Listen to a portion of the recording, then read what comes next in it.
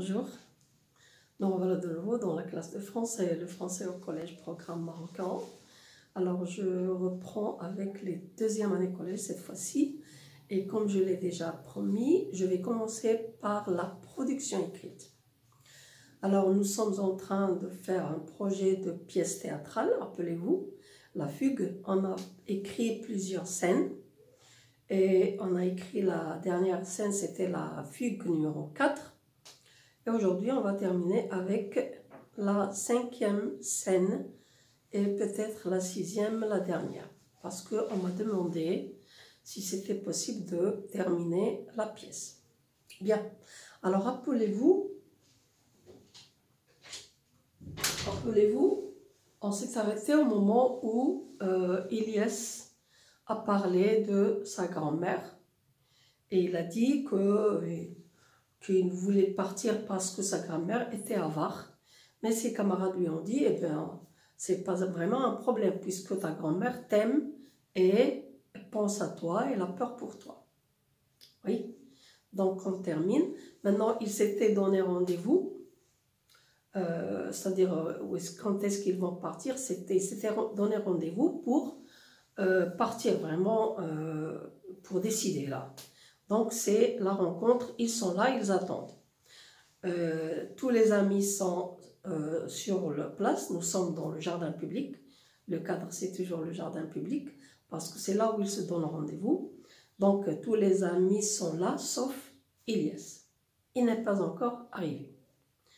Oui, donc on va écrire dans la didascalie.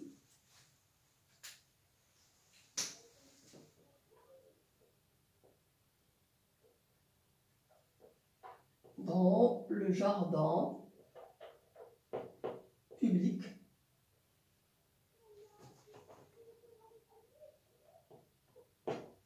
Et on va mettre tous les amis sont là, sauf Ilyes. Bien. Et on va faire parler un personnage, le personnage qui est, ou l'adolescent qui est toujours pressé, qui veut partir coûte que coûte, c'est Monet. On va commencer par Monet.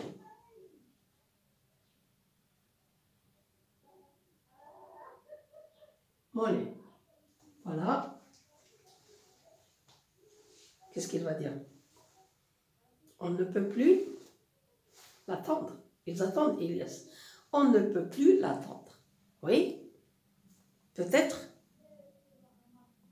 qu'il a changé d'avis. C'est-à-dire, il a compris notre conseil, il veut rester avec sa grand-mère. Donc, Monet va dire on ne peut plus attendre.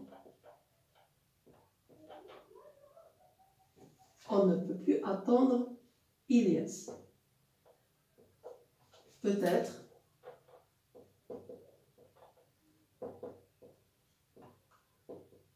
qu'il a changé d'avis. Voilà la parole de Ilyes. Quelqu'un d'autre qui est d'accord? Oui, Jawad par exemple. Oui, tu as raison.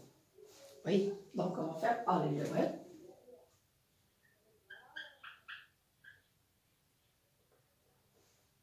Qu'est-ce qu'il va dire? Tu as raison.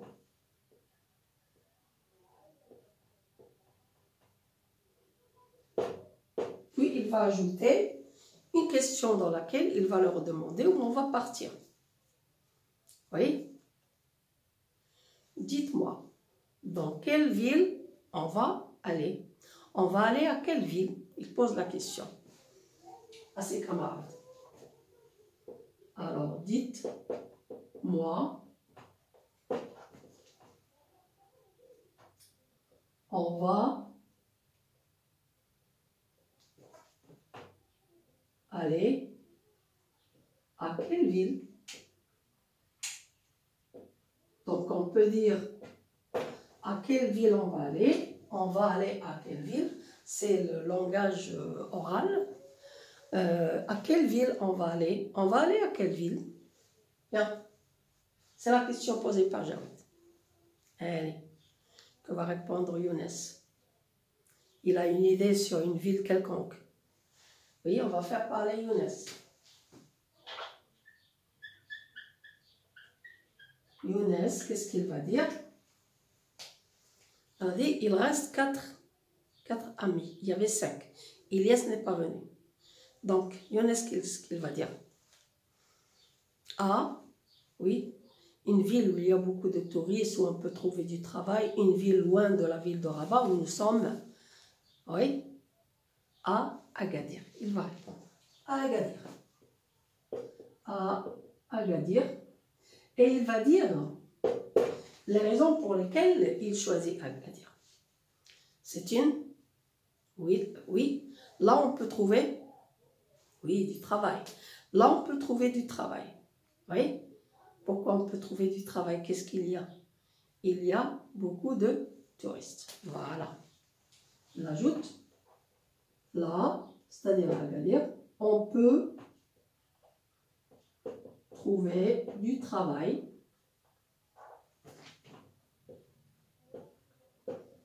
Et il ajoute la raison, il y a beaucoup de touristes.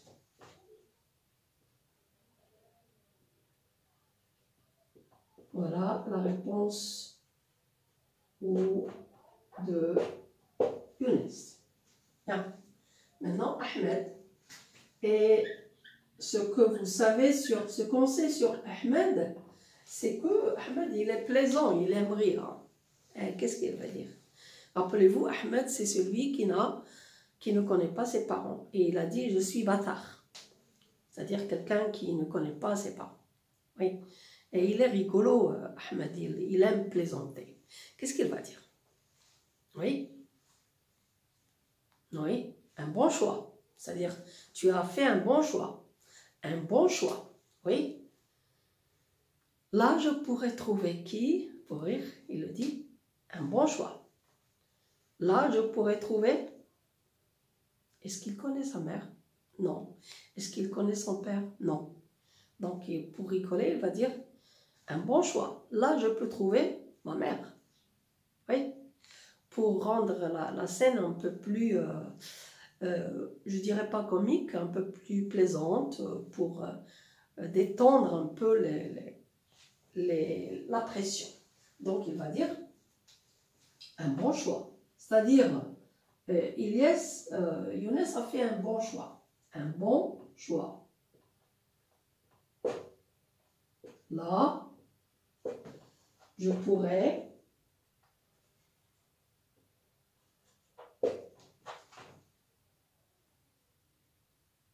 trouver ma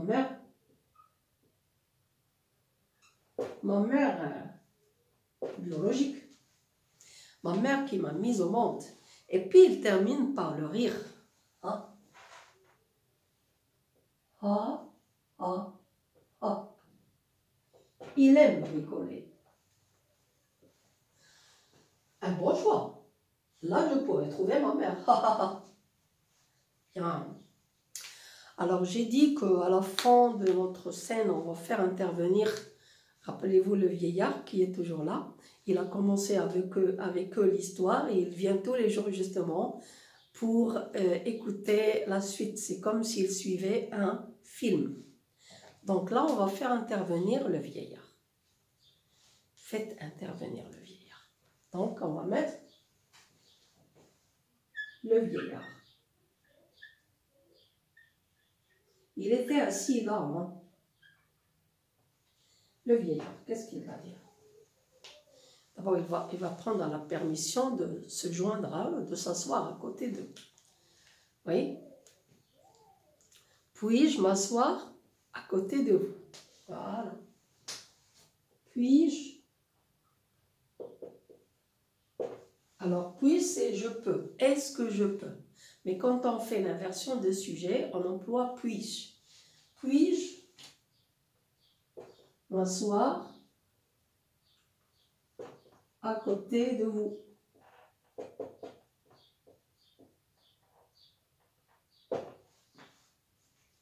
Et pourquoi?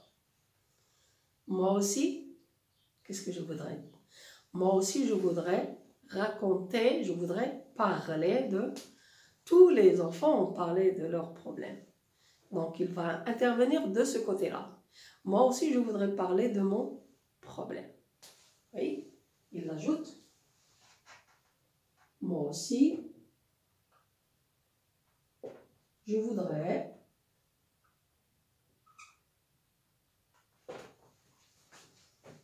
parler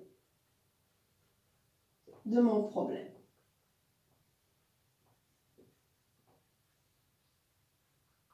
Voilà la phrase du vieillard. Les enfants tous ensemble, est-ce qu'ils acceptent? Oui, bien sûr, ils acceptent. Alors, qu'est-ce qu'ils vont dire?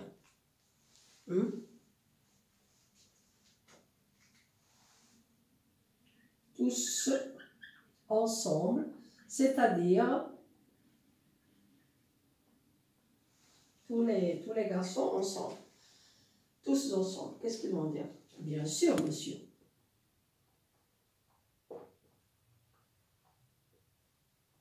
Bien sûr, monsieur.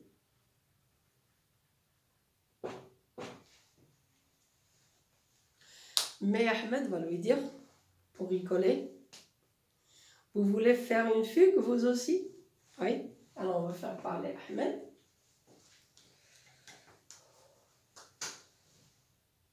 Ahmed.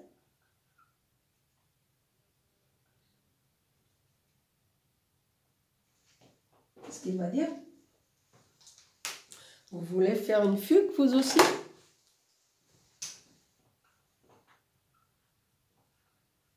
Vous voulez faire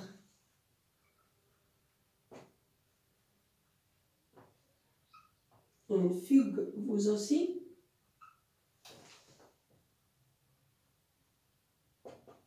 Pour rigoler.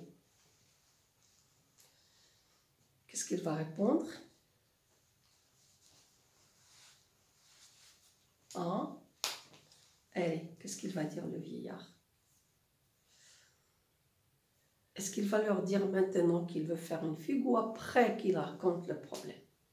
Oui, qu'est-ce qu'il va dire? Écoutez d'abord mon problème. Oui, donc le vieillard.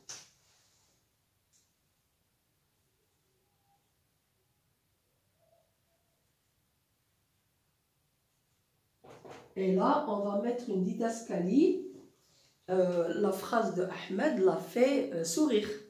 Donc, il sourit. Donc, on va mettre dans la didascalie souriant. Souriant. Et on va mettre la phrase. Qu'est-ce qu'il a dit? Écoutez d'abord.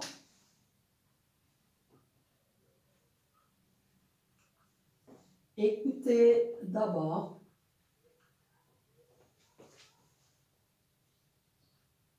Mon problème.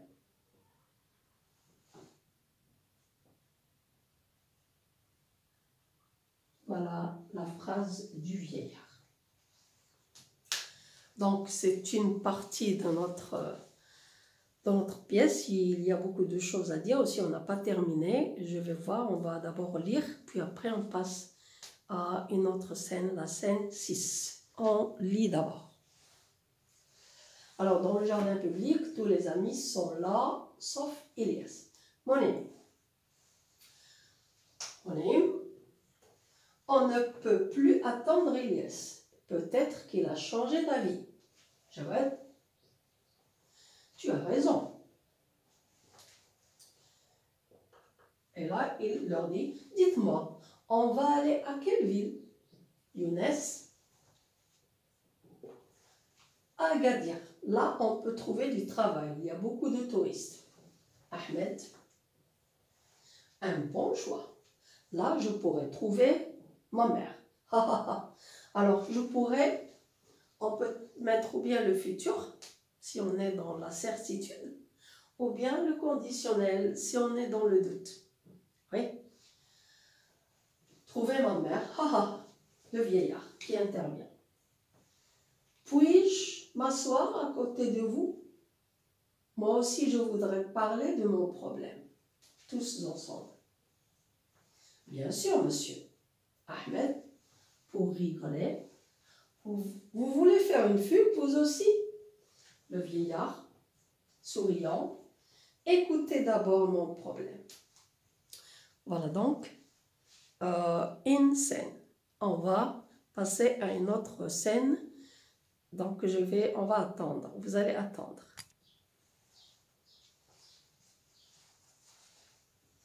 Bien, alors on termine. Alors on s'est arrêté à la réplique où le vieillard a dit « Écoutez d'abord mon problème ».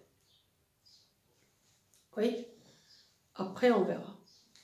Donc on va mettre un autre personnage qui va dire au vieillard de parler. Donc Joël.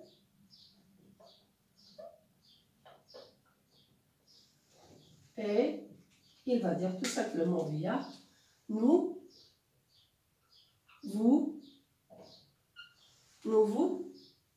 écoutons.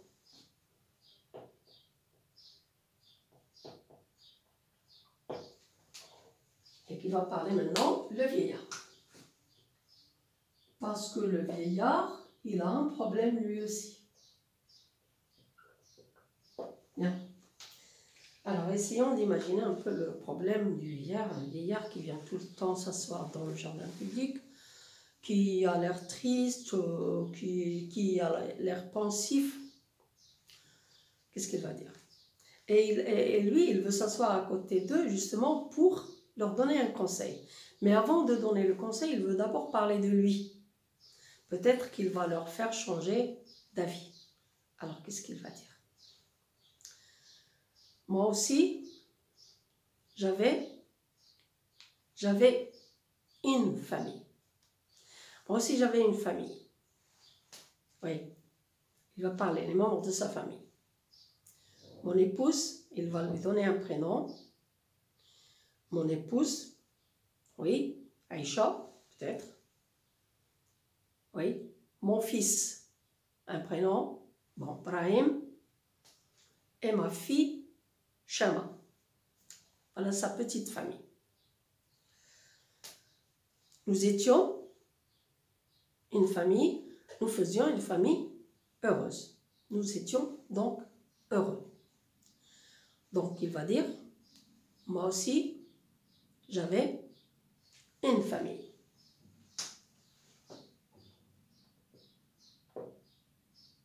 Moi aussi, j'avais une famille.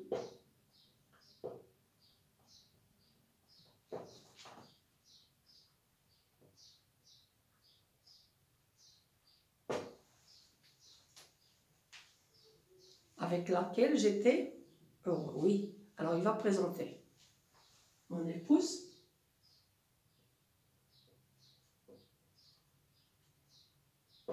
Aïcha, mon fils. Qu'est-ce qu'il a dit? Vous pouvez donner un autre prénom, Brahim. Et ma fille, Shama.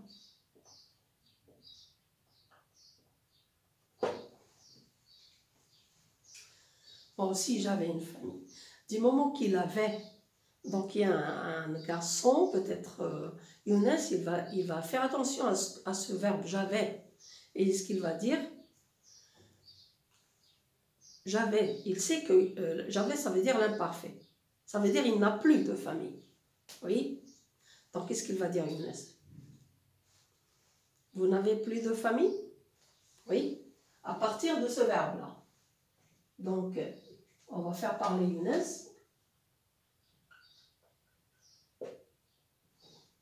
Vous n'avez plus de famille?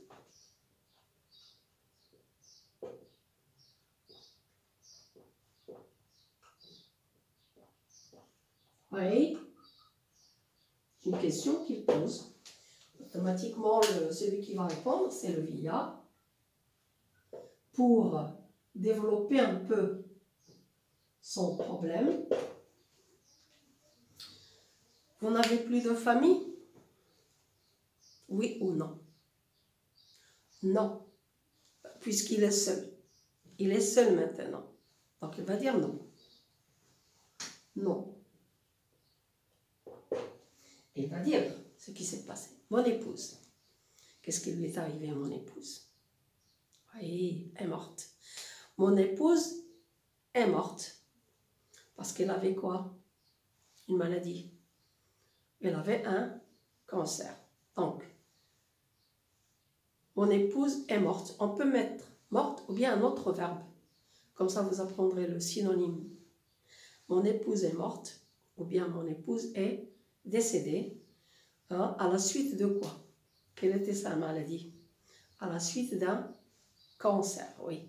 Car elle avait un cancer. Donc, mon épouse, Aïcha, est décédée.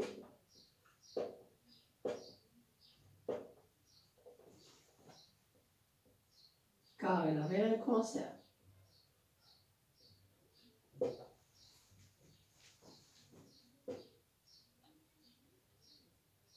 Donc, on peut mettre car elle avait un cancer, ou bien à la suite d'un cancer, ou bien elle souffrait d'un cancer.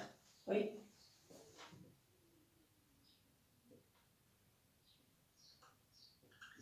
Ça, c'est pour mon épouse. Brahim. Brahim est allé où? À l'étranger. Bon, automatiquement, quand sa maman est morte, il avait une dépression et il est allé à l'étranger.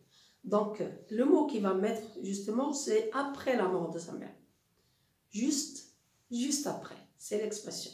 Juste après, c'est-à-dire juste après la mort, juste après,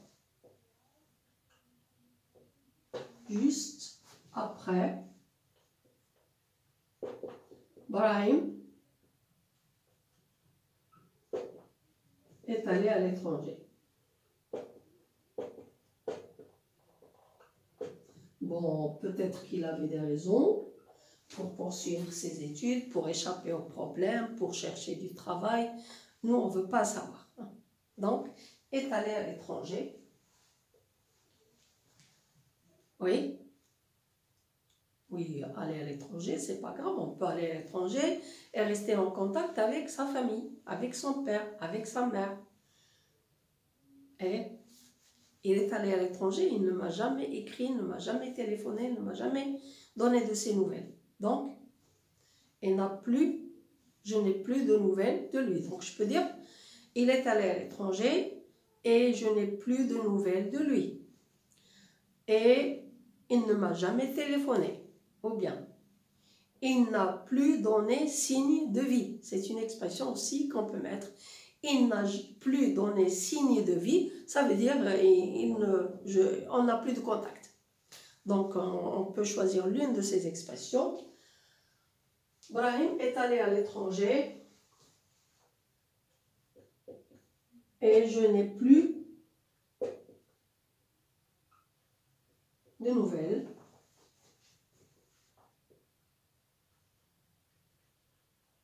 de lui. Ou bien je n'ai plus de ses nouvelles. Bien, maintenant, Chama. Donc on peut arrêter là pour un peu alléger la phrase et faire poser la question par l'un des personnages. Bon, Ahmed par exemple, il va poser une question et Chama. C'est-à-dire, Chama, où est-ce qu'elle est? Bon, la réponse, bien sûr, c'est par le vieillard. Chama, il va parler de Chama. Chama, oui, seul Chama est resté avec moi. Oui, seul Chama est resté avec moi.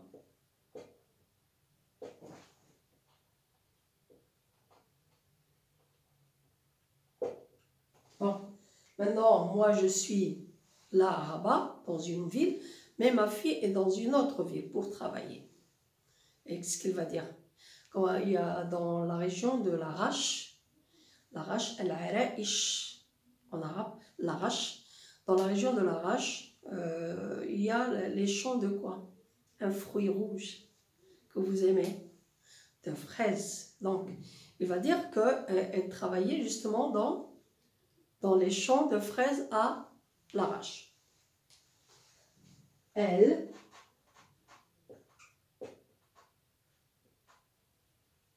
donc elle n'était pas vraiment avec lui à la maison. Elle était obligée d'aller travailler. Elle travaillait dans les champs de fraises. Les ouvrières dans les champs de fraises font la cueillette. Ils cueillent les fruits. Oui. Dans les champs de fraises à l'Arache. Et puisqu'elle ne venait pas tous les jours, donc elle habitait dans la même ville où elle habitait. Elle habitait avec qui? Avec qui? Quand les filles travaillent dans une région, ils habitent ils louent une maison avec d'autres ouvriers, avec d'autres filles. Donc il va le dire, elle habitait avec d'autres ouvrières. Elle habitait avec d'autres ouvrières. Ouvrières, c'est-à-dire qui travaillent dans les champs de fraises. Oui. Qu'est-ce qu'elle faisait? Est-ce qu'elle ne venait pas chez son père? Est-ce qu'elle lui envoyait de l'argent? Quoi? Oui. Essayez de voir. Ou bien le vieillard va l'ajouter, ou bien on va faire parler un autre personnage, ou bien c'est lui qui va l'ajouter. Oui, de temps en temps. Allez, de temps en temps, elle me téléphonait et qu'est-ce qu'elle m'envoyait? Elle m'envoyait de l'argent. Il va l'ajouter. Donc, de temps en temps,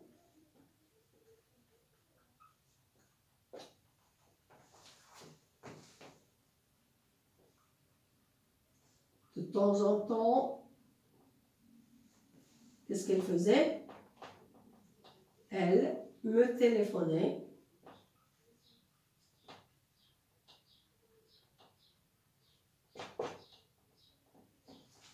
et m'envoyait.